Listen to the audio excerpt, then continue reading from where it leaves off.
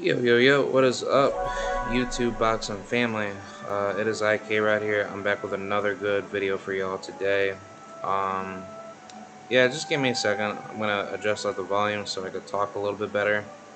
But yeah, man, let's get right into it, man. Mr. David Benavidez. I wanted to talk about his situation um, at 168, and I don't know if it's kind of fair for me to say, but um, who is David Benavidez gonna fight at 168? So yeah, I figured I'd talk about this because this is a pretty interesting topic, and I think for anybody that is watching, you would like to know what is the state of these divisions, and I think the 168-pound division definitely needs a lot of, how should I say, it needs a lot of consolidating to do, and I don't know what would be the case for 168 to really be in a bad spot. But I think based off of what we're seeing right now at 168, there's really nothing going on until everybody fights each other. But looking at the box rec of David Benavidez, I believe he is 23 and 0 with I think 20 something knockouts. I gotta look at the box rec real quick. But Mr. David Benavidez is currently ranked number 5 out of all the super middleweights globally on BoxRec at a 1392 middleweights. He's the number 3 ranked American super middleweight fighter in the world. He's 26 and 0 with 23 of those wins by way of knockout, and he has no losses, no draws. He is 25 years of age, and he is still promoted by Samson Promotions by Samson Lekowitz. He's 6 foot and a half, and he has a 74 and a half inch arm reach. And they call him the El Bandera Roja.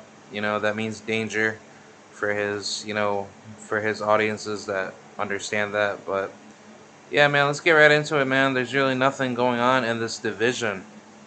And I think with David Benavidez's, political stance and where he's going to be in this division, I don't really see anything going on for him. Um, I really would like to see him and Jesse Hart fight each other, but if he can't get that fight, maybe try to go after the Caleb Plant fight. Caleb Plant, he just turned 30 years old, so I think now's the time to go take out Caleb Plant. Or he should go after. I don't know. I would like to see the Edgar Berlanga fight. I think now's not the time for them to see each other. Berlanga, he's 25. David's 25. So I think it's time. But if not, maybe a fight with Shane Mosley Jr., Vladimir Shishkin. I mean, at this point, David needs to be called up as like a mandatory to get Canelo out of the picture, or else Canelo Alvarez, he's just gonna hold that 168 just like Triple G did at 160, and he's just going to, I don't know. I just think it's really bad for the division to just be put in a really really bad spot. Um, I mean that's just how I feel, but I think like it just doesn't make any sense, man. I think now is at the time to see David Benavidez rise, and I don't know what would be the reason, for that, but I don't know. I think based off of, I don't even know. I think based off of what we're seeing, there's just so much controversy with what's going on right now. With David Benavidez's, uh, you know, his goal for what he wants to do in the division. I think he said he wants to unify for undisputed. So I think, I don't know. I think David Benavidez, if he cannot get the fights at 168, there's no point of him staying there. He should just move up to 75, get some belts there, and then he could try to go back down to 168 if he wanted to. Um, I think based off of what we're seeing, there's just not enough, traction to know what's going on in the rankings. But here we go at the super middleweight division. We have oh wow, that's sad. So technically, all right, peep game. Like what BFTB says. Shout out to BFTB. But the WBC fucking made this guy Pavel Silyagin number one in their rankings. And David Benavidez is the WBC interim champion. And Canelo Alvarez is the WBC champion. And then behind Pavel is Caleb Plant, Christian Mbili, Anthony Durrell, John Ryder, Daniel Jacobs, which I don't know why he's still around, Jesse Hart, Vladimir Shishkin, Eric Bazanian, Lerone Richards, William Skoll, Carlos Gongora, David Lemieux, some weird Ozzy Ozzybeck, whatever, Kevin Sajo, and that's about it. And then for the WBA is Eidos Eurobozolola Nuli. He's number one in the WBA. David Morrell is the WBA regular champion. Caleb Plant is at number 3. Anthony Durrell is at number 4. Eric Bazanan is at number 5. Rocky Fielding is at number 6. Patrick McCrory is at number 7. Edgar Berlanga is at number 8. Damon Nicholson, number 9. I don't know why he's at number 9. Shane Mosley, number 10. Beck Nurmagomedov, number 11. Pablo Corzo, number 12.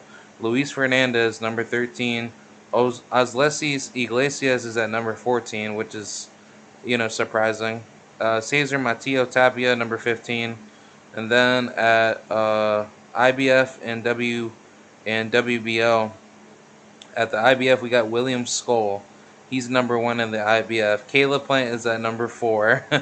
Edgar Berlanga is at number 5. And then Rocky Fielding, number 6. Patrick McCrory. No. Oh, yeah. I got it right. Berlanga, number 5. Azumali Igadov, number 6. Ali Akhmedov, number 7. That's surprising. Jose Uzcategui, number 8. Evgeny Shevchenko, number 9.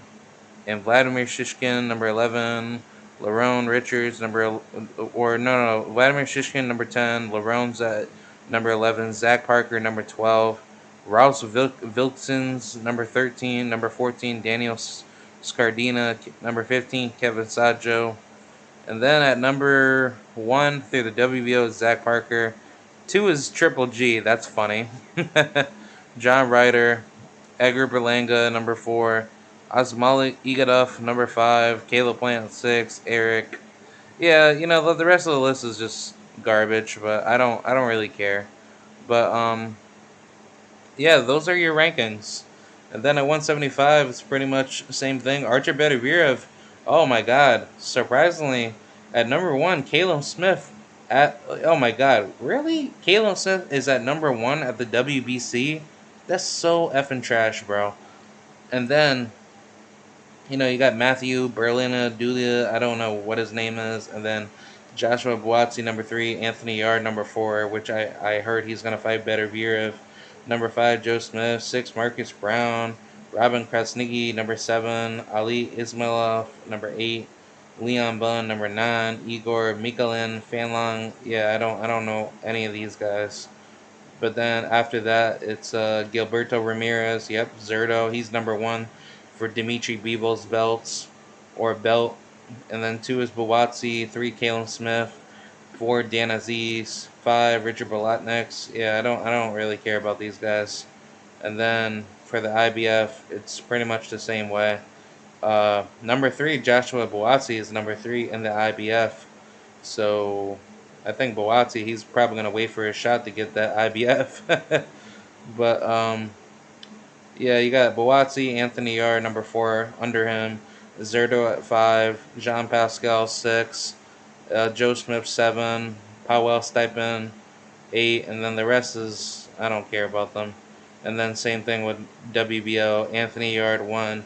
2, Zerto. Joshua Buatsi. 4, Jean Pascal. 5, Caleb Johnson. Caleb Smith. So, yeah, pretty much these are just weird ass, rankings. I don't really care, but basically the state of 168 is pretty quiet. Basically what we're seeing here is that 168 is in a really weird position, and I don't know what would be the motto of what they're going to be doing, but I would like to assume that they're probably going to start consolidating very quickly. Um, I would like to see the division really start shaking up a lot faster sooner than later, but hopefully sooner than later we can get title fights very soon.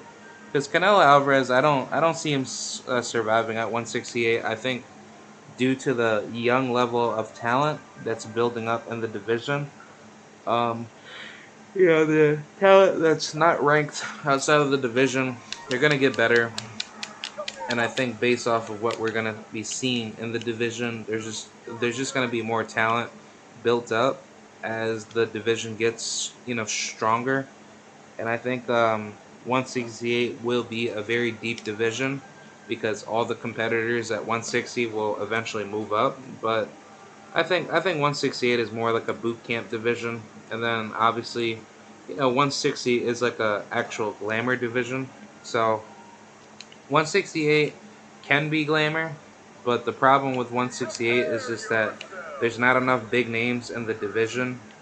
Almost kind of similar to the female division for 168. There's just not enough talent level built up. So at this point, the fights are just being generated just to generate skill set to the point where the skill level is actually good enough for people to actually like the competition.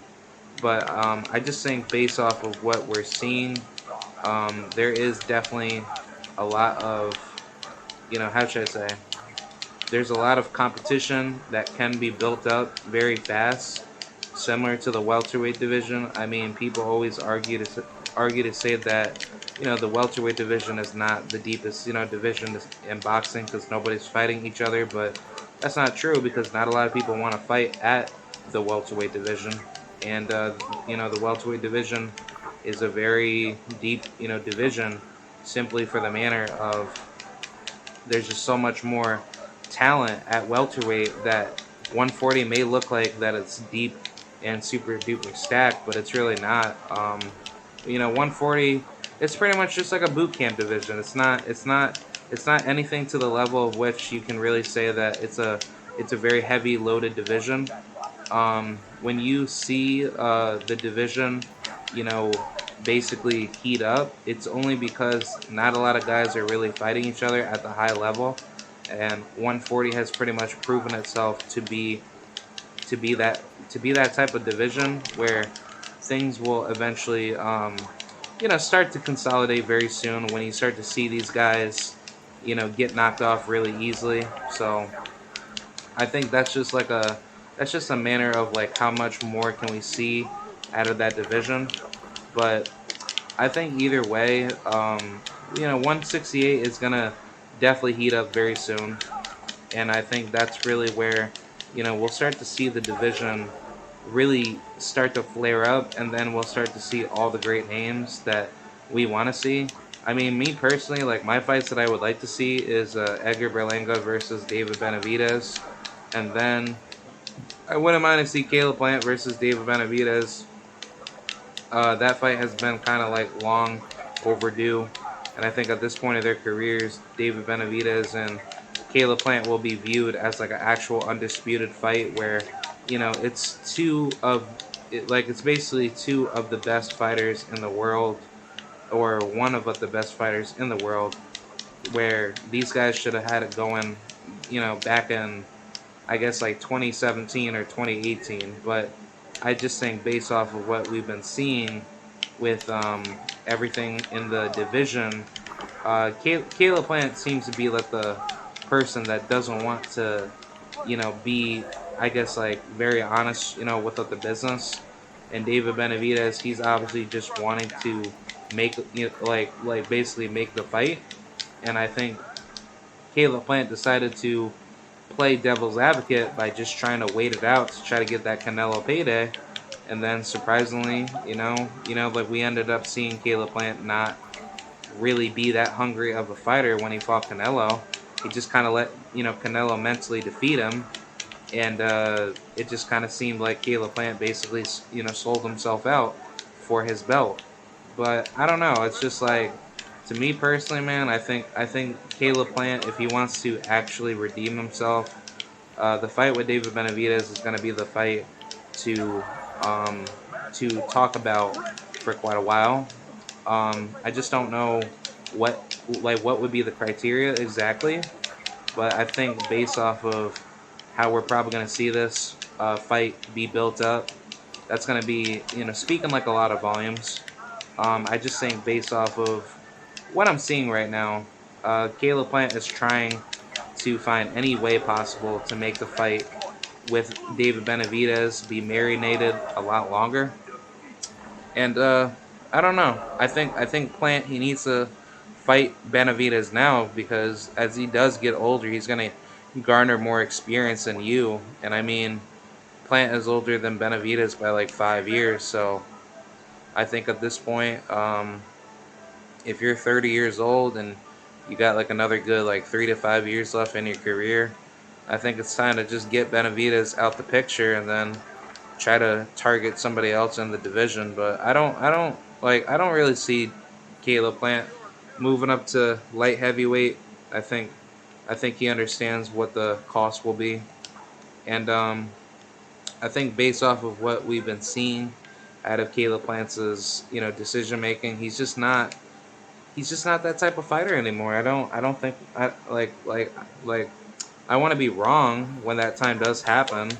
I think based off of what we've been seeing from Caleb Plant, it's just that he's just been taking so much time off since the Canelo loss that at this point it'll be like a full year predating to that fight, and I just don't like that, man. I think Caleb Plant, he needs to get it going. That fight needs to be made next, or maybe the fight after that. Maybe get a fight in with Anthony Durrell, and then after that, that's pretty much it, man. I don't really have that much else to really say other than just make the fight. I don't really care, but yeah, that's pretty much it. Let me know what you guys think. Do you think David Benavidez is going to be fighting, somebody, somebody notable pretty soon, or do you think he's just gonna, be called up as the mandatory to fight Canelo? But that's pretty much it, man. Let me know what you guys think, and I'll catch you guys later in the next video, and I'll see you guys. Peace.